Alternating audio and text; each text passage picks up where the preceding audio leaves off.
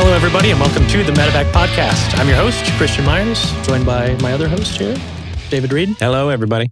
Before we hop into today's episode, if you've listened before, you know there's a price for the show. You have to share it with a friend or family member if you get something out of today's episode. Interact with it somehow, hit those buttons. They're there for a reason. Our guests today, two amazing, lovely women, Ann Krause and Traci Lewand, who are... Ann Krause is the executive director of the Hemisfair Conservancy here in San Antonio. And Traci Lewand is the Director of Events. Director of Events. I was going to say event director. I have that backwards. That works too. Either way. Welcome. She's good at both. Yeah. We got a Yoda on the show? Yoda, yeah. Wrong I was. That is great. Welcome and thanks for joining us today, guys. Thanks for having us. Absolutely. Excited to be here. So before we hop into what we're going to talk about, the San Antonio Veterans Day event and Hemisfair a little bit, can you give us some background on Hemisfair, what you guys do? Can you tell us a little bit about the organization? Absolutely, I'd be happy to. Yeah. In 1968, San Antonio hosted the World's Fair. Mm-hmm. It brought over 6 million people to our city. And after the fair was over, there was no plan about what to do with the area afterward. And that happens a lot in cities that have hosted Olympics or World's Fairs before. Mm-hmm. That's different now. Nowadays, it's part of your proposal package that you actually have to talk about the sustainability plan of the space afterward. But back in the 60s, sustainability just wasn't as big of an idea as it is now.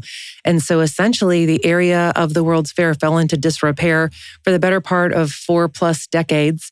And it's right in the middle of downtown San Antonio. And so in 2009, the mayor assembled a task force and he asked the people who were visionaries, what would you do with this space? Mm-hmm. And they came up with the idea that we could turn it into a 40-acre urban parks district where people work, live, and play. And so in summary, our project is all about transforming the World's Fair site from 1968 into San Antonio's version of Central Park.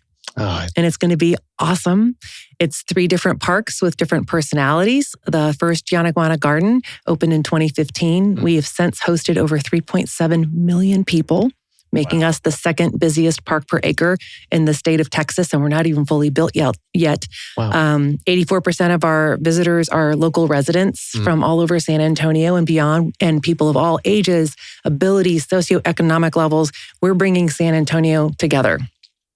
And subsequent phases are pretty cool too. The Civic Park is phase 2. That is, the construction's underway of that. And it's going to be a wide open green space that can hold 10 to 15,000 people for a concert or future Veterans Day events. Yes.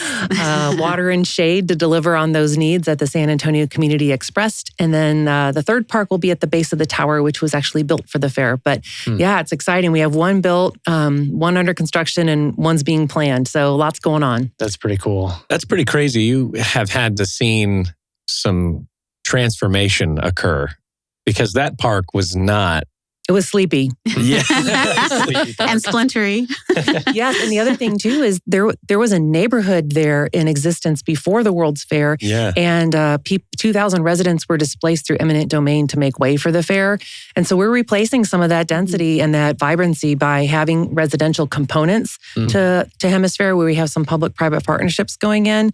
And it's just really exciting. I mean, like I said, when we say people work, live, and play, we're not kidding. Mm-hmm. We have businesses there. We have restaurants, I mean, all kinds of stuff. So if you're ever bored on the weekend and you don't have any plans, seriously, head to Hemisphere and something's happening there. And my buddy Traci here is in charge of all of that and she does a phenomenal job. There's always something going on, guys. So annually, over 600 events happening. And that's more than there are days in the year. Yes. Oh, my. So whether that's small family anniversaries, birthday parties, it's the perfect area to play with your littles in the splash pad or the sand pit. Or large events like San Antonio Veterans Day. What's your favorite event? Oh boy, it might be a tie. So SA Veterans Day, because it's something that we are producing in-house. So we are fully vested in it. And as a daughter of a veteran, then it just is near and dear to my heart. But simultaneously, Dia de los Muertos is a 2-day festival. And as a Hispanic Latina, it celebrates everything that my family holds dear in our culture. So 2-day festival, about 130,000 people over those 2 days. Oh, wow. That is insane. It's got to be like herding cats. It is. And it's a great time. And we're really excited this year. They're going to broadcast a primetime special across 100 networks nationwide. So that's we're incredible. Excited about the exposure for what we're doing at Hemisfair. I've always thought of events people as having just a certain personality. You have to have a certain personality for that job. And it's high energy, go, go, go all the time. It is very much so. And you also have to be married to someone who is very patient. It is a balance. Balances you out. It is. I enjoy the controlled chaos is what I call it. So there's always something happening. It's never the same. And creativity allows me to stretch my limits of what is possible. So love doing it. That is amazing. So we've heard of this upcoming event. Now everybody's officially teased. Yes. Let's back it up a little bit. And I want to hear why the military is so near and dear to both of you guys' hearts. Go ahead. My grandfather flew B-29s in World War II. My great uncle flew the B-17. I grew up listening to their stories, and I was good in math and science, but didn't know what I wanted to do with it. And so my guidance counselor in high school, because I was an athlete and kind of nerdy. She said, have you ever considered a service academy? And I hadn't. And she said, you really should look into it. And I ended up going to the Air Force Academy. It was a really great experience for me. After I graduated, I got to go fly jets at Reid Air Force Base in Lubbock, Texas. And I like going fast and lighting my hair on fire. Wow. It was a lot of fun. Wow. And in my final assignment, I was the executive officer of the United States Air Force Thunderbirds. How cool is that? And I ended up marrying the slot pilot, a square-jawed fighter pilot from San Antonio by the name of Paul Krause. I call him PK. And this is where we're raising our family and working hard and trying to make our community better. I love that. So you flew T-38s, right? I did. And you mentioned you got to fly with your husband, and he was an F-16 pilot? Yes, my husband flew the F-16 for 20 years, served in the Gulf War and served in several other capacities. He has over 4,500 hours in the F-16. He was number 4 in the world when he retired. Yeah, I was going to say 4,500 hours is a significant amount of time in a fighter jet. For people who don't know, like you get what? Usually only log like 1.1 to 1.4 hours at a time. So that's a lot of sorties. That's a lot of time flying. Yeah. That's pretty cool though. I mean, and you guys mentioned that you're just starting to pick up flying again. We are getting back into it. It's so exciting. Yes. So my Finney flight, so my last flight when I was in the Air Force, it's a big celebration and everyone comes out, throw champagne on you and stuff. Yeah. It's totally worth it. PK was actually the pilot that flew me. And we were just friends and teammates back then. We didn't get married till much, much later. But so that was January of 1999. And he and I have a blended family of 5 kids. And the last one is 18, a senior in high school. The light is shining at the end of the tunnel. It's empty nesters. And our goal is to get back into all the stuff we used to do before. And sailing and flying are 2 of those things. And so we went up a couple weekends ago in a small aircraft called a Shark. It's experimental. It sits tandem like the T-38. Okay. He's the aircraft commander, but I'm the co-pilot with my own controls in the back. And we're going to get to do a lot of flying together. And we are just so excited about it. That's pretty cool. None of my weekend plans quite add up to Anne's. I asked her on Friday, what are you doing this weekend? She said, I don't know. We don't have any plans. And then the next thing I see on social media is her and PK and a plane. I'm like, we kept it light. This was just not too much. Flight. Just here we go. Well, one of our sons works at the McDonald Observatory. He's a telescope operator. And it is about a 6.5 hour drive with, on I-10. And as much as I love my son, it just doesn't really happen a whole lot for me to go for the weekend. Sure. Now I can get there an hour and a half, take him off for lunch, and then fly home in time for cocktail hour. It kind of sounds perfect. Everybody just have a plane. Yeah. Let's just all get a plane, guys. Yeah, how about that? We've been waiting a long time. We're friends with planes. Yeah. Yeah, exactly. This one's really economical. It has 2 20-gallon tanks that takes actual unleaded auto fuel. Oh, really? And you can fly for 8 hours on 40 gallons of just regular gas. So you can make some distance. We can make some distance. Yeah, and, we're trying to be responsible. Yes. Yeah. Sustainable still, right? That's right. Maintaining a plane is no joke. Yeah. Right? There's a jealous mistress. That's what they say, at least. No, I just kind of wanted to make a point that, you didn't have any idea what you wanted to do as you were graduating high school. And based off a suggestion, you had lifelong impact from making the choice to join the service, attend the service academy, the Air Force Academy. And now that's had a lifelong impact on you for hobbies, the people that you've met, the people that you're still continuing to serve. The woman who recommended I look into service academies, my guidance counselor, she just turned 90. And I sent her a copy of a magazine article that I was in where I talked about her influence on my career trajectory. And I thanked her because everything that's happened to me since then, I have her to thank. How cool is that? How cool is that? I mean, there's not a lot of people that you end up with in your life that can make such a drastic impact with a single suggestion. Looking back at those things is important sometimes.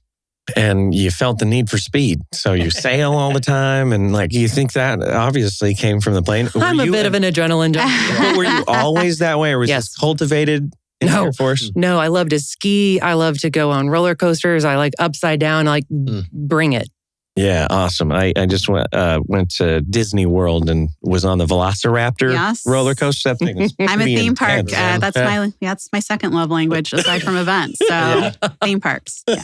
When my husband and I went on the Aerosmith rock and roll roller coaster, the kick in the pants was like, wow, I haven't experienced that in anything but a jet before. We went on 3 times in a row. So I kept going over and over. It's good to hear that fighter pilot, jet.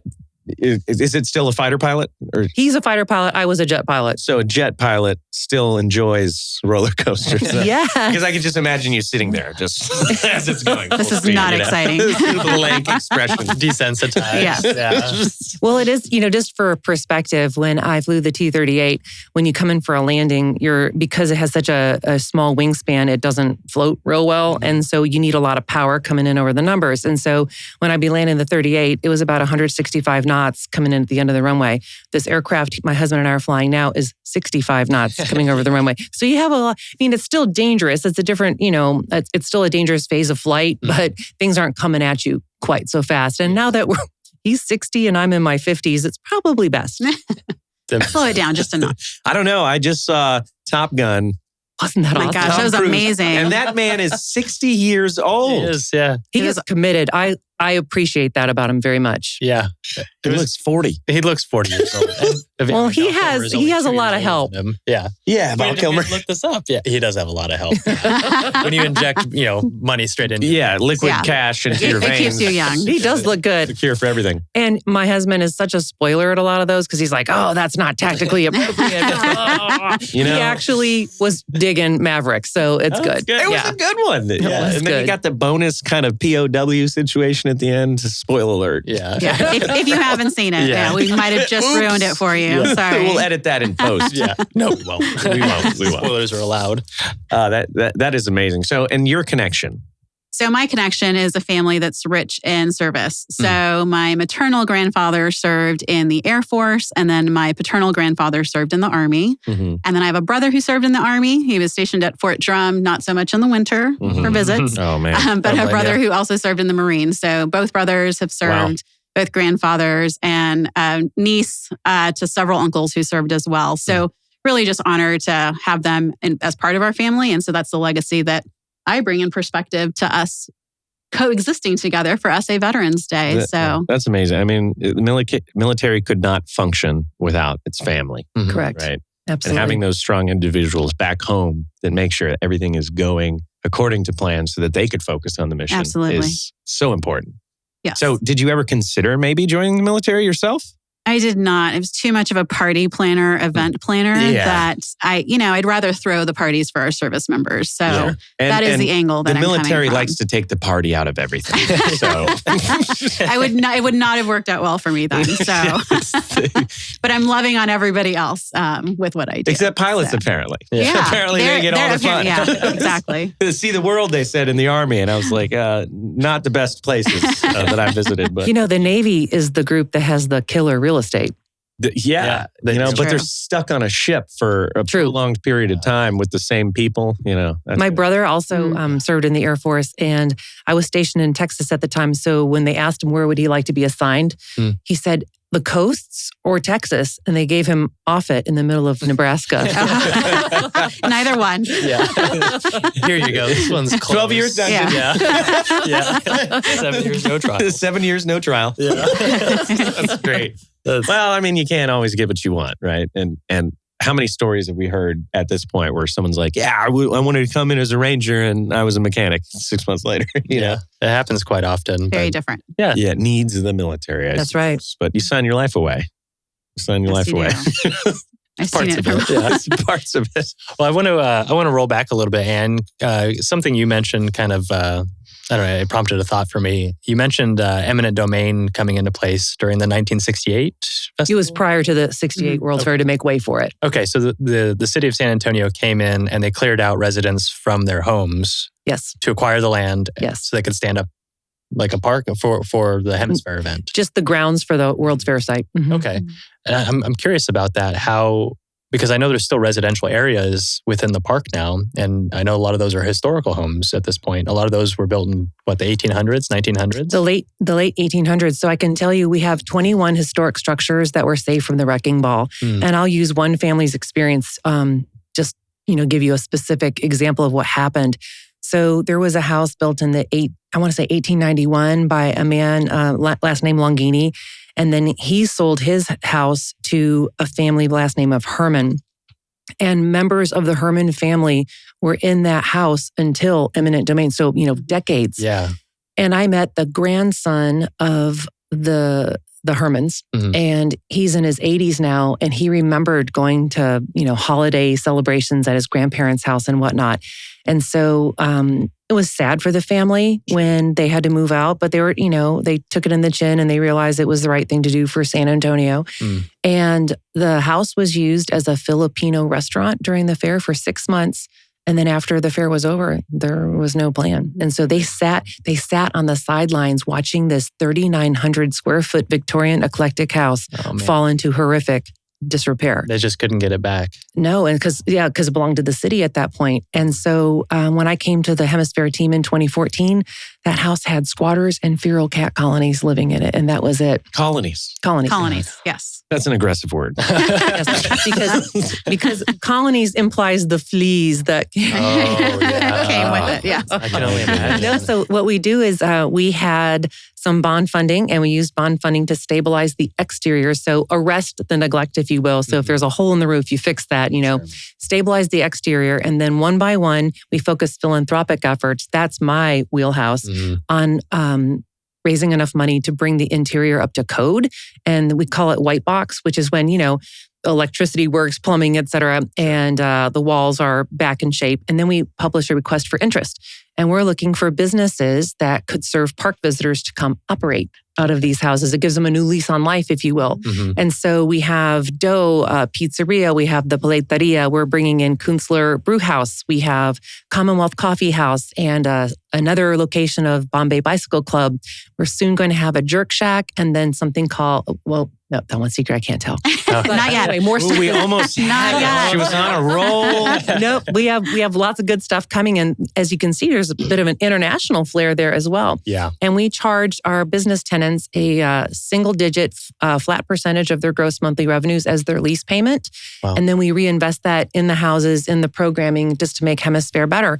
And what it does is it gives these small businesses, preferably minority, veteran, female-owned, an opportunity to operate in primo real estate in a place that brings 650,000 plus people, and it really gives them a leg up and gives them a chance to succeed. And so we're really excited about this. Like I said, it's not historic preservation for the sake of, preserving a house in mothballs, but letting that house live again and then serve these other purposes. And so we're really excited about that. We call it a virtuous cycle. Yes, I love that. Well, I remember when we toured the Hemisfair Park a few weeks ago, you mentioned that, you brought that up, that you guys are completely repurposing these homes and not just getting rid of them. And that I love that aspect, that you're able to take those little bits of history where, people were somewhat wronged or, they were kicked out of their homes for the event, and you were able to breathe a little bit of life back into those homes and make it a net positive for the city as well. Yes. And what you mentioned about that too, they understood that it was the right thing for San Antonio. I think people don't necessarily have that mindset too often anymore about what's right for the rest of the community, vice themselves. And that's why we love having people who are involved in philanthropy like yourselves on, because you understand what's right for the community and the things that you need to put forth for the rest of your neighbors to benefit from. So something other than what's in it for me or not in my backyard. Exactly.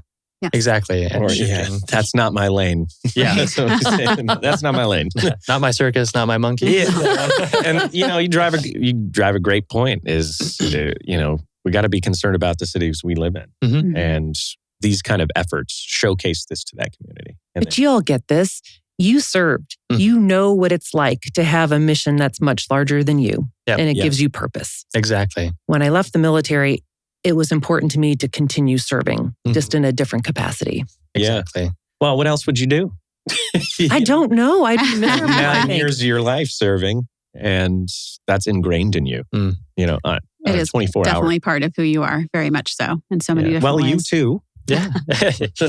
You're involved in this too, Traci. I am. So what are, I'm just curious, some of the major red tape issues you find working with a city and planning an event with an actual city? Well, Is it like Parks and Rec? Yeah. We use those memes quite a bit in text exchanges. In your Slack Just channel. to keep it light and airy. Ron Swanson. We're going to bring him here on the next podcast. Coming from a large organization and having not worked at a nonprofit or for the city before I came to Hemisfair, it was vastly different. So those first couple of years, honestly, my first thought was, what the heck did I get myself into? Yeah, what did I say yes to?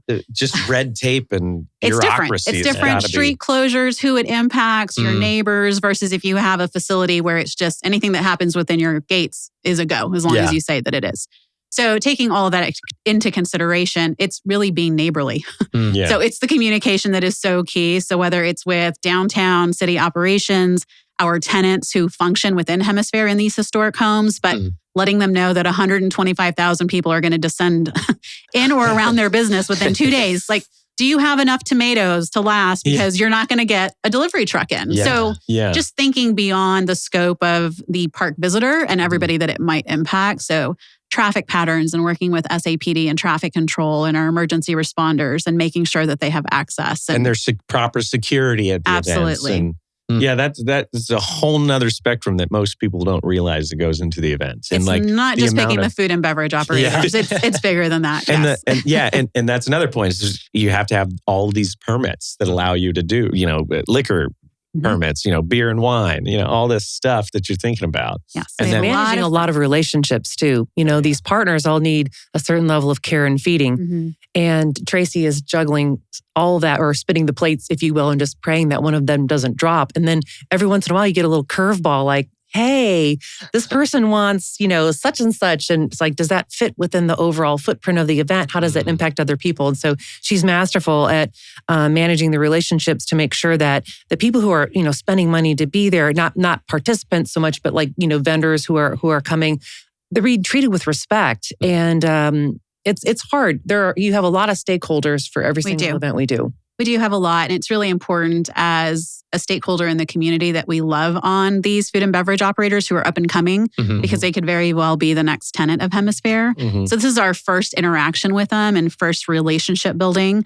It's also relationship building for our sponsors. So Anne has cultivated relationships with so many organizations across the landscape of San Antonio. And then when they're brought into the event landscape, it's really my job to showcase what we can do really well and to make sure that we leverage that for years to come. So she is planting the seeds and doing the years of toiling.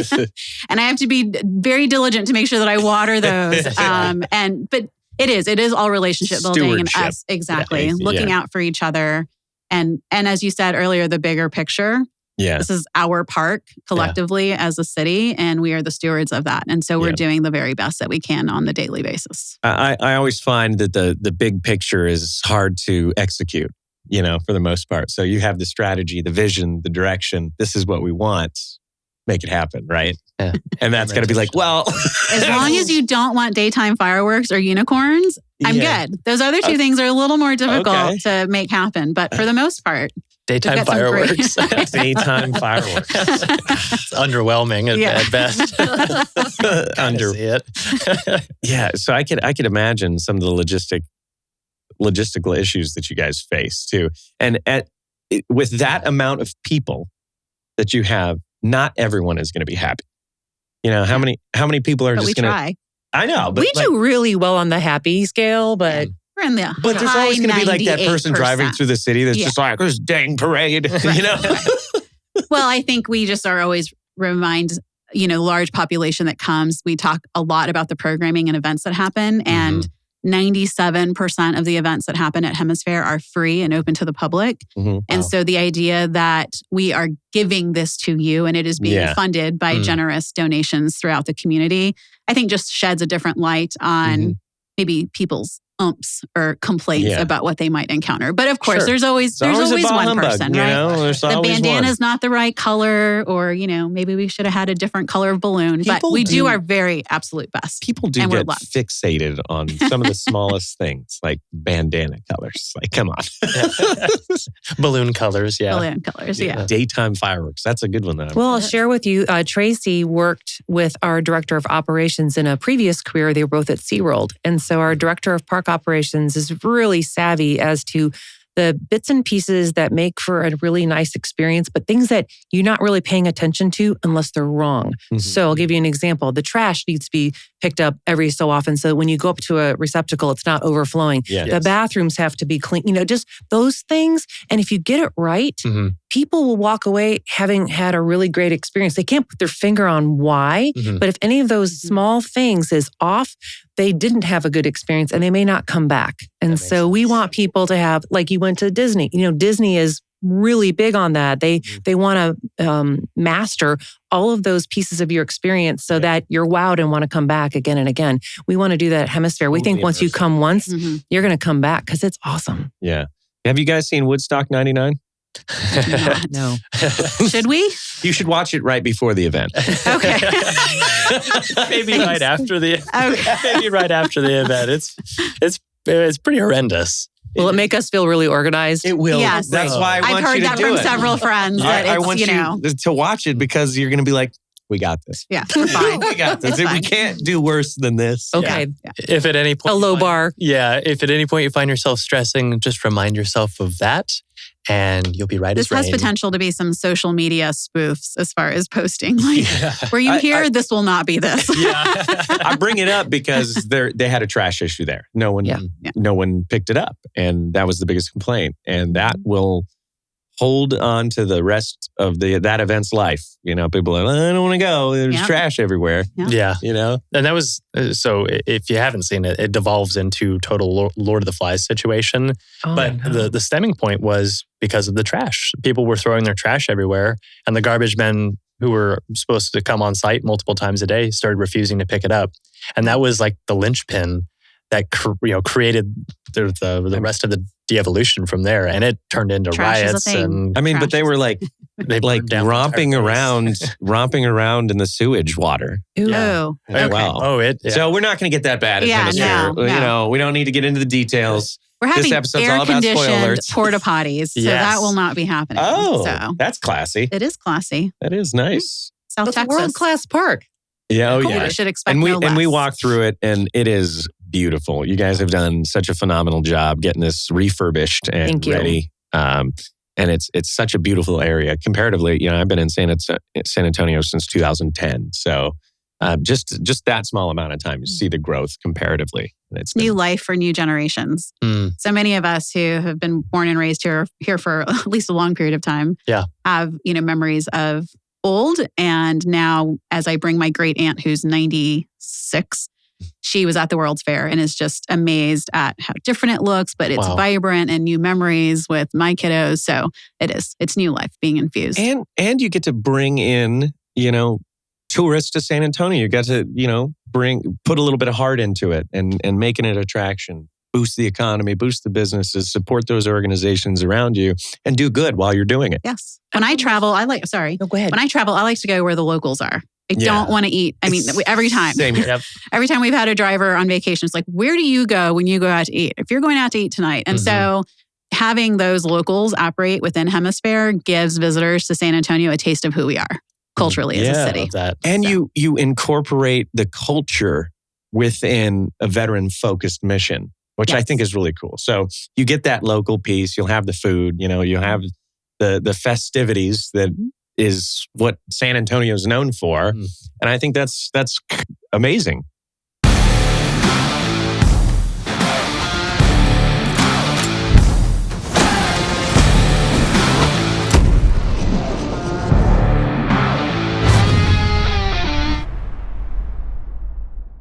I'm from the Chicago area, and Millennium Park has done tremendous things for Chicago. Now when people go to the city, Millennium Park is on the list of things to do. Who hasn't had their picture taken by the bean at least once? And so I think that's exactly what we're doing is eventually, yes, people come to the Alamo, but a block and a half south of there, they're also going to come hang out at Hemisfair. Oh, yeah. Mm-hmm. And my husband suggested we raise money to have a refried bean. Oh, or just a pinto bean? Just a pinto bean. A refried bean. One of the two.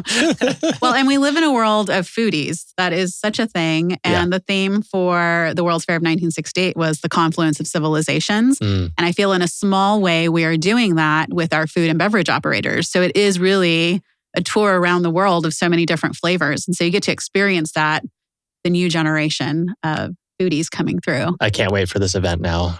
I'm going to be so fat. I'm going to be. I don't think that's likely, but have fun trying. I'll certainly try. I'll give it a shot. Yeah, he's fat. We're all fat. At heart. Fat kids at heart. Baked goods and pastries, are they going to be there? Always. Oh, perfect. I love the baked treats. Coffee and baked goods. Always go well together. That's always a win. That's always a win. So can you walk us through like the day up? Like what are people going to expect when they drive into San Antonio and here's the event? You are going to start off by racing first thing. Are either one of you runners? I used to be back in the day. Okay. But, if I'm running from something. To the food? Yeah. If I'm chasing if I see a pastry We'll have to cart, dangle that in front of you in order to do a it. bakery, I'm sprinting right the toward Danish and the stick. You Exactly. know? Well, our presenting sponsor is Endeavors. And so they are kicking off the morning with a 10K, 5K, 2K. Okay. And so that, if you are at Hemisphere at 8:30 in the morning, that means you're running. So have your running shoes on. Perfect. And so that'll kick off the day. As that ends, then we'll segue into the festival footprint, which is noon to 10 p.m. Mm-hmm. So big stage with live music all day long programmed on the main stage. Mm-hmm. And our headliner is Cafe Anderson. I don't know if either of you are fans. Can you sing us a tune real quick? Oh, your new boyfriend is ugly. I can sing that. I don't know that Cafe would be thrilled with me singing his song off pitch. Might run into some copyright issues. I don't know. Maybe. Let's not do that. But he's well loved in the military community and performed at each of the Fallen 13's funerals.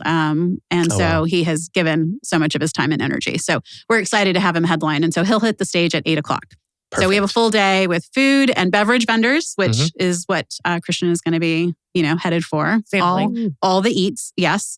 We have Long Tab Brewing Company, which is veteran owned and operated, which is a highlight of this festival. So to really shift the focus on who are the veterans in our community that own a business and also organizations that serve veterans. So we have rerouted wine at Hemisphere, and that's on property. And Jennifer is the owner, and she is a veteran. And so her wine is going to be showcased at our beverage bars. And so we're excited about that. Highlight one of our tenants, our very own. And then Live to Give Water, so founded by a former Green Beret member, and 50% of the proceeds go back to helping veterans and their families. So all of our beverages at our beverage bar are also going to have a veteran highlight to them, if you will. And then a ton of family-friendly activities. So Legoland Discovery Center is coming in. Oh, nice. You can build the American flag with some Lego pieces. A big one, right? A big one. That's big pretty one. cool. Oh, it's like the community builds. Yes. So everybody gets to like Just put a piece up. be careful where you're stepping. Keep your shoes on. Oh, Because yeah. nobody likes to step on a Lego. Just mom dangerous. That advice is there. true. Yeah. And then we're going to have a rock wall. So No Limits is coming in. All abilities. So that is going to be there from 12 noon to 8 p.m. So just a ton of family-friendly activities that you can do throughout the day.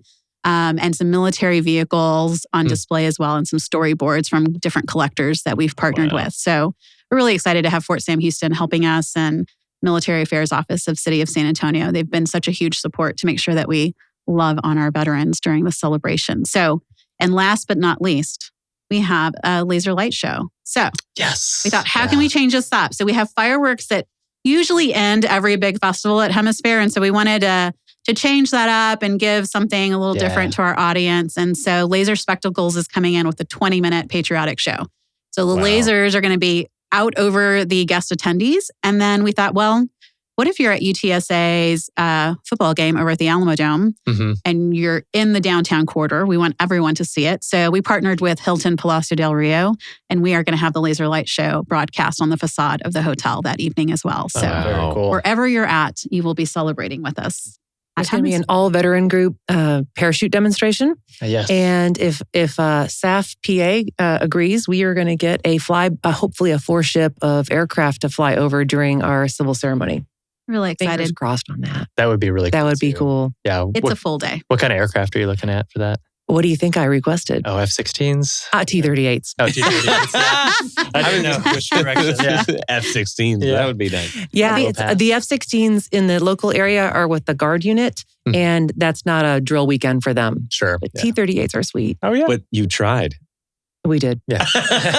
You always try. Yeah. Always try. Yeah, just in case. And then you know what? Talking about food too. Gary Sinise Foundation stepped up. I don't want to forget. Yeah. Huge step up. Mm-hmm. And we are going to be providing meals to the first 1,000 veterans at the festival site. And so that'll give them the ability to choose from any of the food vendors on site. So phenomenal. Yeah. Check in at the information booth with your ID and we'll get you all hooked up for a hot meal. And the grant from the Gary Sinise Foundation also enables us to have a transportation plan for veterans with mobility issues so we can get them to and from the event. That's great. Fantastic. It's one thing that events always need to make sure they keep that on the top of their mind. Yep. Is how terrible would that be to have a veteran event? And I've seen it done, veteran events, and they don't even have like a ramp to the stage or something like that. So that's very important. It is top of mind personally for me. My youngest kiddo is in a wheelchair. And so making sure that inclusion is not just diversity. It's about... It's not a box we check. Yeah. Yep. Yeah. So it is alive and well in my head with coming at it from that angle and that perspective. So This sounds phenomenal. We're super excited for this event. And I'm personally very excited for everything that's going to be going on with it. Terra Arma will obviously be there as well. We're going to be supporting you guys in any way that we can. So I want to thank you and Terra Arma for your willingness to support us. This is the second annual SA Veterans Day at Hemisfair. And if people don't know about it, what good are we? And so your partnership is making sure that more people who would enjoy it know about it so they'll come. And then they'll come again next year and tell their friends, et cetera. So thank you. Of course. Yeah. We love exactly what you guys are doing. So any way that we can support you from now until the future. I don't think we'll ever say no to supporting the military, veterans, or first responder community. It's just obvious. The fit is there. Mm-hmm. It's near and dear to our heart. Mm-hmm. Him on the rescue side, me being injured as well. So we have just this overarching 360 view of what's needed. And this is exactly what's needed. These kind of events bring people together. Mm-hmm. And what better way to bring people together than good food, good fun, good music. That's phenomenal. And we are Military City, USA. We should be leading the charge. Yeah, absolutely. Veteran Festival. So tell me, both of you guys, I want to hear, what was your top thing to set up for the event and what was your least favorite thing to set up for the event? Or the hardest, maybe. Yeah, like whatever it means. Maybe more challenging on this side. But hey, we're doing the laser light show. That was probably fun to set up. It was fun. I will say that I love music. So getting our headliner to commit, and this was a conversation that happened a year ago for the very first one. And Cafe sent me a video just in his commitment. He said, I will be there. I will make it happen no matter what it takes. And so that was really exciting, especially for all of the work that we've put in. Mm-hmm. We are slowly in the event world climbing higher and higher. And sometimes that is showcased by the talent that you can have on your stage. And so we're really excited about Cafe's partnership. And so that specifically for me was a feather in my event cap. Dang, that's a fun one. Well, I'd have to give you my answer by kind of telling you how we came about doing the inaugural event last year. So I think it was 7 weeks before the city's Veteran Day parade, they canceled it. It was a weird year. Mm-hmm. And we Traci and I looked at each other like, what are we doing for Veterans Day in San Antonio? And there were a lot of crickets. And so we decided to swing for the fence. And so in about 6 weeks' time, we raised $50,000 and she put on a great inaugural SA Veterans Day at Hemisfair. Wow. But we knew that if we had more runway, we could do something a lot better. So that just in comparison, the budget for this year's event is about quintuple for last year. And quintupling a program budget in 1 year's time is a heavy lift, but I'm really proud of my team, my fellow fundraisers. They had a wonderful run of show that Traci had developed, and we got in touch with our funders and they believed in us and we're going to be able to deliver. Love that. That's amazing. I can't believe you guys were able to pull that off in 6 weeks. It was crazy. Yeah. How big was the team when back? It still is the same size. Yeah. Oh, was it? Same size. Tiny. We're tiny. Hey, small but mighty. I'm all about small but mighty. And you have too many people running around, then you have 17 people to go through approval processes before you get anything done. That is the positive outlook on. I was at my cousin's wedding in Nashville, and I was working the whole time because I had all these asks out, and I'd get a yes. Like I know HEB really stepped up last year. They did. And they were a presenting sponsor with very little time. Yeah. Really little time to plan. And I remember me sitting in the church at my cousin's wedding, HEB's in, just texting all my friends back at home because we were just so excited. And of course, they and many others are sponsoring again this year. Everyone who sponsored last year certainly wanted to be part of this year's event as well. And that feels really good. Yeah. That means you're doing it right. Last year, the common response was, is this 2022? No, this is this year, as in 4 weeks from now at this point. So we're really excited that everybody, I think it was just so befitting to be in the city that we're in, to have something like this. We do it for so many other cultural things. It makes a lot of sense to do it in Hemisfair. So I'm glad we had the opportunity last year to step up. And when Mayor Nurnberg came to the event, he was on the podium and he says, we should make this the biggest Veterans Day event in the state of Texas next year. And we're like, sure. We'll get right on that. You got it. And here you are. But I saw him. No, this is great. I saw him a couple weeks ago. I said, do you remember when you told us to? I'm like, we're doing it. Yeah. Challenge accepted. A year runway is much better than 7 weeks. So yeah, for sure. I think it's important to just kind of recap too, like the overall mission of this fair is not only just support the veterans, but what's your goal in a consolidated? Well, to raise awareness about the veteran community that we have and where they are in existence after their years of service. So after you've served, what lane are you in? Are you in the food and beverage industry? Are you in real estate? How can we continue to support you as Military USA? And so that is being done by how we're highlighting our vendors and how they're set up, but also for our community to love on individuals who are still serving and or receiving health and medical services, because we're partnering with Fisher House and providing transportation to those veterans coming in. So phenomenal. That, and also relationship building. Yeah. We said that from the very get-go, we're in the business of building relationships. And so that's planting a seed for maybe someone else's future endeavors at Hemisfair in relationship with us. So specifically from the event making side, that's my goal, is to continue to bring people into the fold and to raise awareness about the mission of Hemisfair. Not everyone knows that we're there sometimes. And so this is a great way to bring people down into the landscape of what Hemisfair is. I love honoring people who answered the call to serve. I've been very fortunate. I served 9 years and I had a wonderful career. Not everyone had my experience. And I know some Vietnam veterans who never felt thanked. They didn't feel welcome. They still don't feel comfortable talking about it outside certain very close circles. And kind of breaking down some of those barriers, I think, by really celebrating their decision to serve our country. I think it's a really big deal. And for those who've had some difficulties on the backside, I think being able to connect them with organizations that are serving that population and being able to have like a row of veteran serving organizations that they may not know of, this is an opportunity to connect and support.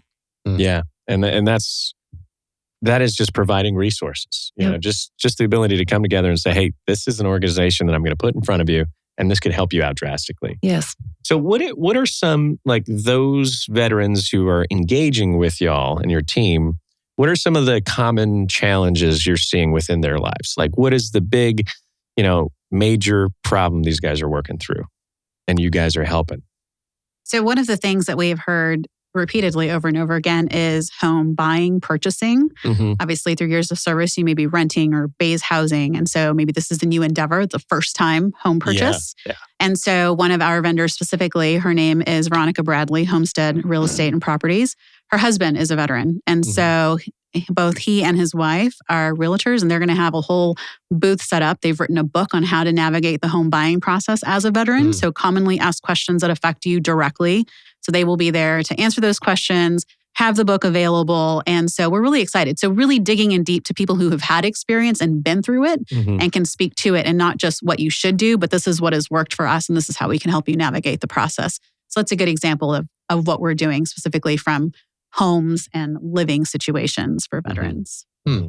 And they're going to be there at the event? They are, all day long. I love that. You guys took serious issues people are dealing with and provided a resource at the event. Usually, Veterans Day events or these fairs, they typically are just for entertainment purposes, right? It's food, entertainment, and then you go away for the day. Mm-hmm. But bringing organizations like this in that actually benefit the individual with specific problems that you're highlighting and addressing, I mean, that's a big deal, offering resources and really taking into account, what people are trying to deal with and the issues they're trying to navigate. Being, that beacon of light and being able to provide those resources showcases that you're actually listening to the issues that are being brought up and presented. That's something Hemisfair does really well, is providing layers, because some people just are coming for the entertainment. Sure. Great. Mm-hmm. Absolutely. And if they want something deeper, that's available to them also without any shame. Yeah. It's like, come as you are, engage as you see fit. And that's the beauty of Hemisfair, is just, everyone from different walks of life coming together, and they can have a different experience, but it can be awesome to that person. Mm-hmm. And when these are big enough like this, we are able to deliver more. Yes. And so that's why we're really excited about the growth that we've been able to experience between last year and this year and going forward. Yeah, I think it's phenomenal. It's a phenomenal concept, and layers is such a good way of putting it. I always like to see events that are programmatic driven as opposed to just focused solely on fundraising and like making the sponsors happy. Mm-hmm. But the core mission is to take care of our heroes at the end of the day. And you're doing that and you're showcasing that. And that's pretty incredible. I mean, it's got to be fun. And especially, I think nowadays, this is the perfect time for this kind of event, right? We just, exited the war. Things are starting to wind down. It's a point where people are starting to forget what our veterans have done. And those veterans are feeling, what was it worth it? And was my sacrifice worth it? And that's a tough one. So these events that bring in this just spectrum of people from all over educates the public a little bit, right? It does. It does. And it also can incite excitement for maybe the next generation. So the recruiters will be there because maybe somebody is trying to decide what it is they should do. Yeah. And this will ignite a passion for something that maybe they had not yet thought of. So this is another angle as well too. Exposure is key. Mm-hmm. I mean, the Thunderbirds, their mission is to sell air power to taxpayers, right? Yeah. At the same time, it's a huge recruiting and retention tool. Absolutely. If you're not exposed to a static display of a tank, or you see a parachute jump team, or you see some aircraft fly over, if you're not exposed to that, you never even contemplate, that could be for me. Mm-hmm. And I just love knowing that there are going to be kids coming.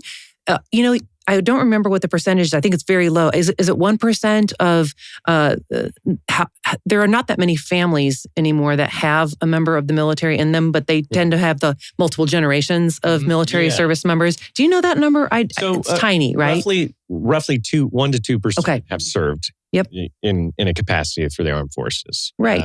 The number, I can't remember it. I had that discussion the other day about those who are connected to the military in general, but it's a staggering number of those that have no affiliation. Right. So the four of us are in that tiny minority, right? Yeah. So we're going to have all these other people coming that aren't part of that 1% to 2%. And maybe there's a kid that because they were not exposed to it through family service, that might pique their interest. I mean, we're planting seeds. We are. And learning is a huge component and pillar of what we do at Hemisfair. And so it's woven into this festival. So it's a good time, but there's education and there's learning. Education. Inspiration. But it's education in a fun way, which I like, especially for the kids who have a terrible attention span. You got to make it fun, Let's go to Hemisfair and have education today, like big thumbs down at home. But let's go play. Yeah. Let's go see some tanks. Let's go see what these guys do. How do the tanks work? Let's go touch it. Let's go feel it. And that ingrains itself into people's memories. I mean, somewhere along the way, I watched a movie when I was a kid, and I decided I wanted to be a ranger. So I don't know which movie it was, but my so the unit that I ended up in, the guard unit that I transitioned into, they landed. So we used to do a counter drug program in California, which we would fly around with the FBI or DEA, and we would recover marijuana grow fields, like illegal grow fields of marijuana. But part of that mission was also speaking to elementary school students. So we would land the helicopter at these elementary schools, and we'd talk to kids about staying off drugs because you can't, further your life if you're on drugs. The spiel. Anyways, they landed at my school when I was in elementary school. 2 people that I ended up flying with. One ended up being my wing commander eventually, and one was like a very senior instructor to me. But they landed at my school when I was in elementary school, and must have been 4th or 5th grade. That's cool. And then, 15 years later, I ended up flying with 2 of them on the same aircraft. So it does have a huge impact on your life. That's not what set me down that path. It's just, they happen to cross over together. But it does, you're exactly right. It has such a huge impact, especially if it's visceral like that. If you can climb on board that tank or that helicopter and get to touch and feel things and experience it for yourself a little bit, especially as a little kid, I mean, that'll really inspire them or, maybe kick off. Jet noise does it for me. Oh, yeah. Well, yeah, that'll do it. Let's put it in perspective a little bit. If your grandfather or in your background of your family hadn't served, do you think you'd be sitting at this table here today? Probably not. It's that huge impression. Yeah. We lived it, heard the stories, heard my brother share what his life was like, what it was like seeing him graduate from basic and all of the things. So and also if I didn't live in Military City, USA. So it is definitely woven into a lot of what we do here within the city. So had I lived somewhere else and my family didn't have such a huge impact in service, I don't know. Yeah. I would say probably we not. Can't know. Don't know for sure. But it would be, I would have less of a passion for it just because it wouldn't be near and dear to my heart in such a way. That makes sense. And I'm sure you feel the same. I do. I'm sitting there trying to picture my life a different way, and I'm unable to do that. Yeah. And so that's a great point too, is that you could learn service. You could learn how to serve others. And you learn that in the military. At least a lot of people, everyone that we have on this show still continues to serve in some capacity. And they all comes from the fundamentals of what they learned in the military. And it's that adversity, those obstacles that you face, those challenges that make things easier so that you could give more. I like the team concept that was always driven into me when I was serving. I've been in corporate America before too, and I saw a lot less. They called it a team, but everyone was vying, jockeying for position, if you will. Yes. And we talk about that. I know that's an over generality, but you understand what I'm talking about. So I lead my team all the time, and when people do something that's individually terrific, I, of course, like to compliment them. But when we're promoting it to the outside, it's we. Because I'm going to give you an example. So we would have a big funder come and, wanting to be making a large gift, but they want a site visit. They want to walk through the space and, where would my money be going? Well, you know what? The first person they might have talked to on the phone was the person I work with that doesn't fundraise, but she represents our organization when she gets the call. And then the director of park operations is out there. He's making sure the place looks beautiful so that when they come, they have a great experience. Maybe Traci's running a story time program that this funder happens to see and, look at all the kids being engaged. So the bottom line is, maybe I did the ask. Maybe I had the strategy behind that. But at the end of the day, there were probably like 6 or 7 of us who were involved in some way. And it is team. And I get that from the military. And that is a great point. And I think it is individualistic a little bit more in the civilian sector. I see that. It is I, and this is what I'm doing because you're concerned about your position there. In the military, it doesn't work like that. One, you have a secure position. They're not kicking you out unless you do, mess up pretty drastically. But for the most part, everybody has hands on it. And we do the same thing at Terra Arma, I'll meet someone else, pass it off to Christian. He designs everything for him. And we have a team that does social media and stuff like that. So there is no place for I in any capacity. I think I is boring. Yeah. Quite honestly. Yeah, it is. Better story to be told, the we. Much better story. Yeah. It's richer. So credit is a big thing that I find in the corporate world. It makes me squeamish. Yeah. I really... But I did that. Yeah. No, it's funny because I've been interviewed for quite a few articles recently, and often, they like to talk about me because I have a colorful background. It's a little different. And I'm grateful that there's interest in that, but I really want to leverage it to explain a much bigger picture. Yeah. I am uncomfortable with all of that attention on me. I am much more comfortable. If you give me a microphone and ask me to talk about Hemisfair, you saw me, my face lights up. I'm really into that. And I want to talk about the mission. Yeah. So humility, another thing that you take away from the military, right? Humility. That's a perfect example of being humble, having humility, not wanting to discuss what you're doing. You still want to be excellent. So that's where sometimes people might not understand. I'm driven by excellence, but it's not for personal attention. It's like, that's just on the inside. Yeah. And that's what's really important too, is that you represent something that is outside of your resume. You need to showcase who you are, to give others the ability to give that credit to you, so that you can make a larger impact. That's all I want. That's all I want. Line to yes, walk, but it's right? weird, right? Yeah. It is. We can't love ourselves too much. No, it's really no, and that's extra strange for women. Yeah.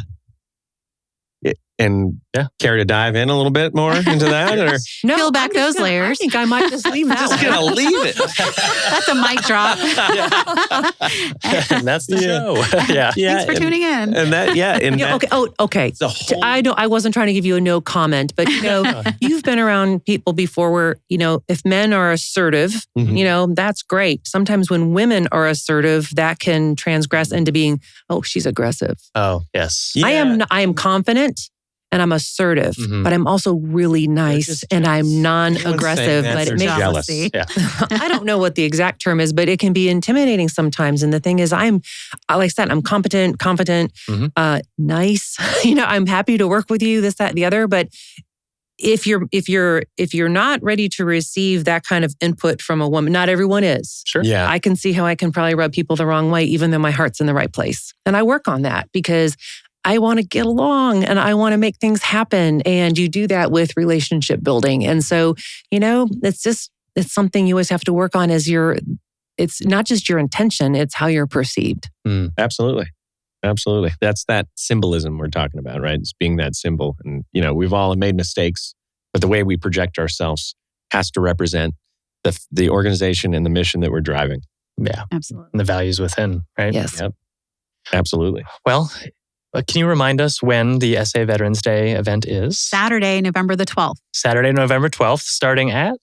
8:30 for the run. For the running run? shoes. And then Festival Footprint, noon. Any registration or they show up? Please come. For the run, yes, please register because we want to have your race bib. We want to know what your time is. But for the festival itself, starting at noon, just show up. Okay. Awesome. Where can you read more about this? www.hemisphere.org. And we have a landing page specifically for SA Veterans Day. And we'll make sure to add those links to the bottom of our channel. Yep. Yeah, they'll be right beneath in the comment section or the description section. If you guys have anything to finish with, what would you tell our audience? One last thing, a little bit of advice. Well, we'd love to see all of you at SA Veterans Day on November the 12th. And if we haven't met, please come up and say hello. We'd love to show you around the park Yes. and hope that you'll spend the day with us. Fantastic. It's great. Well, ladies, thank you very much for your time. And Traci, you guys were phenomenal guests. And we really appreciate you coming out today. And we appreciate everything that you're doing for San Antonio and the veteran community and the local community overall. It's a privilege to serve, and we're very grateful for your and Terra Armor's partnership. Yeah, of course. Thank you so much for your continued service. And we look forward to seeing you at the event. Yay. Yay. See you then. Alrighty. Well, this has been the MedEvac Podcast, ladies and gentlemen. Thanks for listening. We'll see you next time, and we better see you there at the SA Veterans Day event. Bye. See ya.